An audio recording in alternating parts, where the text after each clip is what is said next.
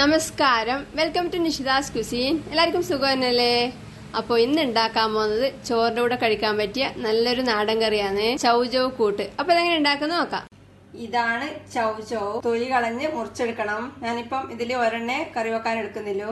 കാണാൻ ഇങ്ങനെ ഉണ്ടാവും. ഇത് നല്ല ഹെൽത്തി ആയിട്ടുള്ള വെജിറ്റബിൾ ആണ്. ചൗചൗ ഇപ്പം തൊലി കളഞ്ഞ് എടുത്തിട്ടുണ്ട്. ഇതിന് മുറിക്കാം.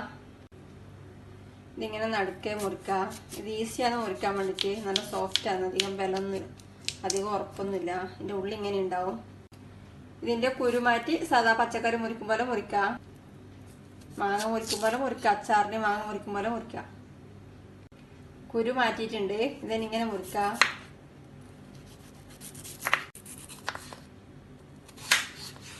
ഇനി കുറുക മുറിക്കാം. നല്ല സോഫ്റ്റ് ആയിട്ടുള്ള വെജിറ്റബിൾ ആണ്. മുറിക്കാൻ എളുപ്പമാണ്.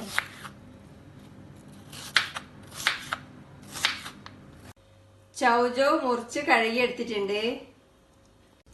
പരിപ്പ് ഞാൻ വേറെ തന്നെ കുക്കറിൽ വേവിച്ചെടുത്തിട്ടുണ്ട്. ഇത് തുവരപ്പരിപ്പാണ്. തുവരപ്പരിപ്പോ ചെറുപയർ പരിപ്പോ കടലപ്പരിപ്പോ ഏത് വേണമെങ്കിലും എടുക്കാം. ഈ വേവിച്ച പരിപ്പ് ഏകദേശം ഒരു 1/2 കപ്പ് ഉണ്ടാവും. ഈ പരിപ്പും ചൗചവും വേണമെങ്കിൽ ഒരുമിച്ച് കുക്കറിലിട്ട് വേവിച്ചെടുക്കുന്നെങ്കിൽ അങ്ങനെയും ചെയ്യാം. ഇനി കറി ഉണ്ടാക്കാൻ തുടങ്ങാം. ഞാനിവിടെ അടുപ്പത്ത് ഒരു ചീനച്ചട്ടി വെച്ച് തീ കത്തിച്ചിട്ടുണ്ട്. ചീനച്ചട്ടി ചൂടാവുമ്പം ഇതിലേക്ക് 1 ടേബിൾ സ്പൂൺ വെളിച്ചെണ്ണ ഒഴിക്കാം. എണ്ണ ചൂടാവുമ്പം ഇതിലേക്ക് 1/2 ടീസ്പൂൺ കടുകും 1/4 ടീസ്പൂൺ ചെറിയ ജീരകവും 2 വറ്റൽമുളക് ഇട്ട് കടുക് പൊട്ടിക്കാം. കടുക് പൊട്ടിക്കഴിയുമ്പം ഇതിലേക്ക് ഒരു സവാള ചെറുതായി മുറിച്ച് ചേർത്തിട്ടുണ്ട്. 4-5 വെളുത്തുള്ളി മുറിച്ച് ചേർക്കാം.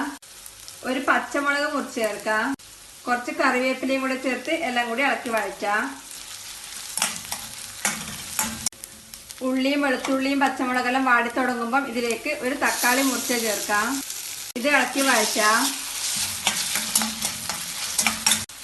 തക്കാളി വാടി തുടങ്ങുമ്പോൾ തീ ഏറ്റവും കുറച്ച് വെച്ച് ഇതിലേക്ക് 1/2 ടീസ്പൂൺ മഞ്ഞൾപ്പൊടി ചേർക്കാം. 1/2 ടീസ്പൂൺ മുളക് പൊടി ചേർക്കാം.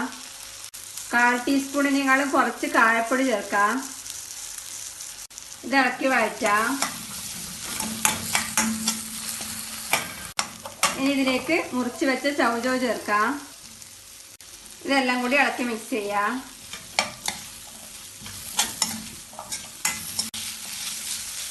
ഇനി ഇതിലേക്ക് ഈ ചൗചൗ പോവാൻ വേണ്ടുന്ന വെള്ളം ഒഴിക്കാം. ജസ്റ്റ് മുങ്ങിക്കിടക്കുന്ന ഭാഗത്ത് ഞാൻ വെള്ളം ഒഴിച്ചിട്ടുണ്ട്. ഇതൊന്ന് ഇളക്കി കൊടുക്കാം. ആവശ്യത്തിന് ഉപ്പ് ചേർത്ത് ഇളക്കി മിക്സ് ചെയ്യാം. ഇതിനി അടച്ച് വെച്ച് തീ കുറച്ച് ചൗചൗ വേവിച്ചെടുക്കാം. ചൗചൗ വേവുന്ന സമയം കറിയിലേക്ക് ചേർക്കേണ്ട തേങ്ങ അരച്ചെടുക്കാം. ഞാനിവിടെ മിക്സിയിലെ ജാറിലേക്ക് 1/2 കപ്പ് ഫ്രഷ് തേങ്ങ ചിരകിയത് എടുത്തിട്ടുണ്ട്. ഇതിലേക്ക് 1/2 ടീസ്പൂൺ ചെറിയ ജീരകം ചേർക്കാം. ഒരു പച്ചമുളക് മുറിച്ച് ചേർക്കാം. പച്ചമുളക് നിങ്ങളുടെ എരിവിനനുസരിച്ച് ആവശ്യത്തിന് എടുക്കാം. ഇതിലേക്ക് കുറച്ച് വെള്ളം ഒഴിച്ച് അരച്ചെടുക്കാം. ഇത് അധികം അരയണ്ട. ഏകദേശം ഒരു ചതച്ച ഭാഗത്തിന് അരഞ്ഞാൽ മതി. തേങ്ങയും ജീരകവും പച്ചമുളകും കൂടെ ചതച്ച ഭാഗത്തിന് അരച്ചെടുത്തിട്ടുണ്ട്. ചൗചൗ പോവാൻ വെച്ചത് ഇപ്പം വെന്ത് വെള്ളം ഏകദേശം വറ്റിയിട്ടുണ്ട്. ഞാൻ ഇടയ്ക്ക് 1-2 വട്ടം തുറന്ന് ഇളക്കി കൊടുത്തിട്ടുണ്ടായിരുന്നു. ഇതിപ്പം പോവാൻ വെച്ചിട്ട് ഏകദേശം ഒരു 10 മിനിറ്റ് സമയമായി. ഇതിനൊന്ന് ഇളക്കി കൊടുക്കാം. ഇതധികം ചാറില്ലാത്ത കറിയാണ്. ഇതിലേക്ക് പരിപ്പ് വേവിച്ചത് ചേർക്കാം. ഇത് ഇളക്കി മിക്സ് ചെയ്യാം. ഇനി ഇതിലേക്ക് തേങ്ങ അരച്ചെടുത്ത് ചേർക്കാം. ഇത് ഇളക്കി മിക്സ് ചെയ്ത് തിളപ്പിക്കാം.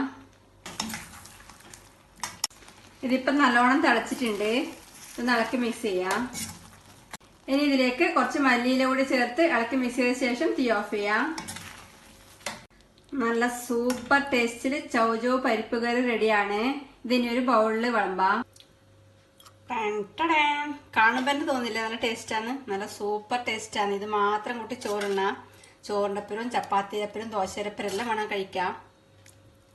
നല്ല ടേസ്റ്റാണ്. എല്ലാവരും ഉണ്ടാക്കി നോക്കുക. അഭിപ്രായങ്ങളും നിർദ്ദേശങ്ങളും അറിയിക്കുക. Thank you.